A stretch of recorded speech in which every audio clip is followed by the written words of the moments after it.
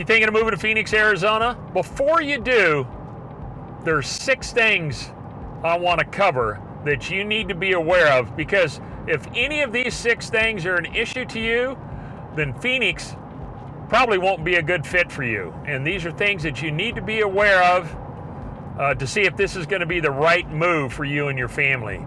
Otherwise, could be a short stay and you might be headed back to where you came from. So that being said, just kick back and relax, because we're getting after it right now.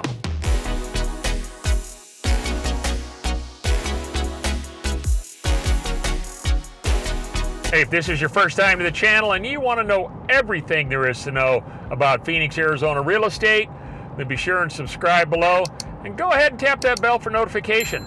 That way you'll be the first to know about what's taking place with our current real estate market. My name is Rick Hancock with the Phoenix, Arizona Living Team, and we love to help people with their real estate needs. So whether you're thinking of making a move in the next 30 days, 60 days, or even a year from now, go ahead and reach out to us. You can just give us a call, you can shoot us a text, you can send us an email. We're here for you, and when that time is right, we'd love to help you make that smooth move to Phoenix. All right, the first issue that comes to mind, and these aren't in any particular order, but I want to get the white elephant out of the room right up front, and that's our weather. If you have not been to Phoenix, I'm sure you've heard about it, you've done some research. Phoenix is bloody hot in the summertime. There is no sugarcoating it. It's very common to have, temperatures above 110 degrees. Matter of fact, this past July was the hottest on record. I believe every day was 110 degrees or above. Now, the offset to that, if there is one, humidity was during that period is about 15 to 20%. Very low humidity, but our summers can be brutal. And although June of this past year was fairly mild, it wasn't too bad till the last week of June and then rolled into July. But we get some really interesting storm patterns come through here in the summertime. You might have heard what we call our haboob. If you're familiar with that at all, it's just an incredible wall of dust, because we get a lot of dust storms in the summertime. And we live in the desert. It's very dry. It's very dusty. You get a lot of these storms that maybe come in from the west, and it'll just be, a wall of dust that just comes through the city. We haven't had too many of those the last couple of years, but occasionally we might get 1 or 2 come through our city. And it's really an eerie feeling, and it just leaves a trail of dust everywhere. That's an issue. We get a lot of flash floods here in the summertime with our rains. August is our monsoon season, so we can get an enormous amount of rain. And our water runoff for the city isn't that good. I mean, we get a little bit of rain, and all of a sudden there's several areas around town that are flash flooding, and the waters, you got to be real careful driving through them. So many times, the city will put up barricades to keep people from crossing through a certain area, and yet people still try and do it, and before you know it, they're stuck and they're having to get rescued because their car didn't make it through there. So you've got to be careful. But if these are concerns you have, then Phoenix could be a challenge for you, because the weather in the summertime is atrocious, and you just have to be aware of it.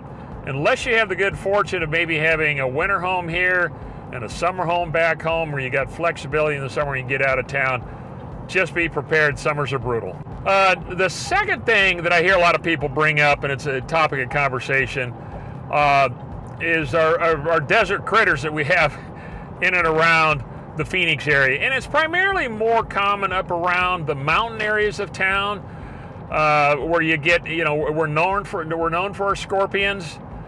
We do have lots of snakes. Rattlesnakes obviously is our probably our most common snake. Well, it's not necessarily most common, but it's the one that's probably feared the most. We do have a couple of good snakes that come to mind. I think of our gopher snake and our king snake. Those are actually good snakes to have around your house, because they eat rattlesnakes and they eat the other critters, especially the king snake. But if you've got a fear of snakes, you got a fear of scorpions, and you're thinking about moving here to the valley, and you want to be up near the mountains, and you want the beautiful views and the city and the whole 9 yards, you better think twice. At least get away from the mountain areas where you're less inclined to see those critters, and we've got spiders and things like that as well. But the good news is, if you still want to be up in that part of the valley, which is beautiful, if you get up around our mountain regions around the valley. It's very, very beautiful. Get some great city light views and mountain views. Just reach out to your local pest control company. There's dozens and dozens of them here in the valley, and they all take care of the same issues. You can just let them know what your concerns are. If you do happen to find a rattlesnake on your property, you call your local fire department. They'll come out and remove it for you. But that might be a concern. If it is a concern, this might not be a good fit, so you just have to be cautious with it. All right, number 3, I would say, is just our desert scape. If you don't like, the thing about our cactus, some people love it, some people hate it. You're not going to know until you come out here and go and live through it. We're known for our saguaro cactus. All of our cactus have thorns and stickers on them and things like that. You've got to be real careful, especially if you've got animals that haven't been around, the cactus, or you got small kids. Sooner or later, they're going to probably find their way into a cactus bush of some sort. So if that's a major concern for you and you don't want to be around it, then I would say stay away. There again, stay away from the mountain areas of town. You can move more into the Central Valley or central areas of Phoenix and other suburbs where you get a little bit more green grass, less cactus. We do have our Palo Verde trees and things like that have little thorns on them, but it can be more to a minimal, and you get more grass areas. So you just have to be aware before you get here. If that's a real concern, just move into a different part of the valley, and that could probably work for you. All right, I think I'm at number 4 now. One thing that's really caused a major problem, and it's developing more and more over the last, I'm going to say 15 to 20 years. So our traffic is getting horrendous. If you're coming from an area of the country, maybe you live out in the country a little bit, you're not used to the traffic. Phoenix is getting tough. I mean, I hate to admit it, and I was born and raised here. I've lived my entire life here, except for I went to college down in the South. It's tough. I'll tell you what, we've got an amazing freeway system that really is nice and wide. Several of we got 4, 5, and 6 lanes wide with their HOV. It definitely helps move traffic, but we're getting ready to come into our winter season now. As we're coming into the month of November. More and more winter visitors, or what we call snowbirds. The retirees are coming into town. They love it. Obviously our winter weather and going into spring is absolutely beautiful, and that's what we're known for. And the traffic will probably nearly double. You'll see license plates from all over the country, and it can be like a carport. I mean, it can be stop and go traffic. So depending on what your workflow is and where you're traveling to and from around the city, rush hour in the morning and the afternoon can be brutal. And if you don't like that, it is what it is. We can't help the growth of the city. More and more big companies are moving here, bringing more and more people. Our economy's improving. We're building more and more houses, and it's just getting better. But it is creating a tremendous amount of traffic. All right, and I hear this quite a bit from people. Because Phoenix, the Metro Phoenix area, is so spread out, we don't have any infrastructure for public transportation. It's non-existent. We do have a light rail system we put in several years ago. It does help move people around a little bit, but obviously we don't have a subway system. We don't have any kind of a transit system like they have up in San Francisco with the BART system. Outside of the light rail and a few of the bus lines, there is no public transportation. So that piece of it is non-existent. If you like that and you like to be in a small area of town, kind of like a New York type, Phoenix won't be your vibe. You're not going to like it here. You're going to need to get a car. You're going to have really provide your own transportation. You can get Uber and Lyft, but I tell you what, it's even getting more expensive, just because of how the distances you got to travel with them. So just know, public transportation is not a thing here.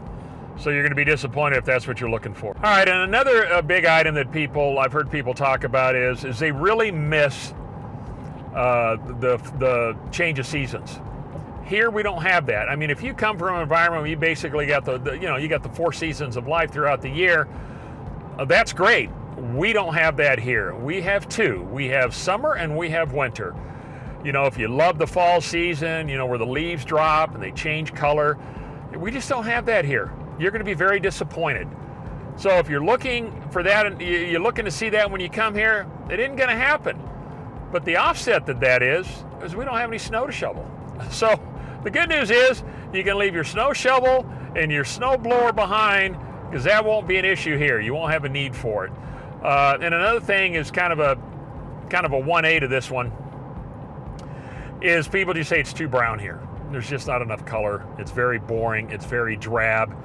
You know, if you love the pine trees, you love the green grass, the rolling hills, things like that, if you come from that type of lifestyle, we just don't have it. It's very brown. Just get used to it. We live in the desert.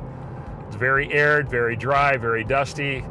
And that's just a way of life for us that live here. Now, we love it because the beautiful thing about all of this is we get over nearly 330 days of sunshine a year. So you can pretty much kind of plan your day and know what to expect. We get very little rain, and it's beautiful here year round. So that would be a concern for some. All right, I'm going to give you one bonus one. And I hate to say this, and I'm going to say this with a caveat, because it's not everywhere. But unfortunately, the state of Arizona ranks near the bottom when it comes to education and funding for education. I hate to admit it.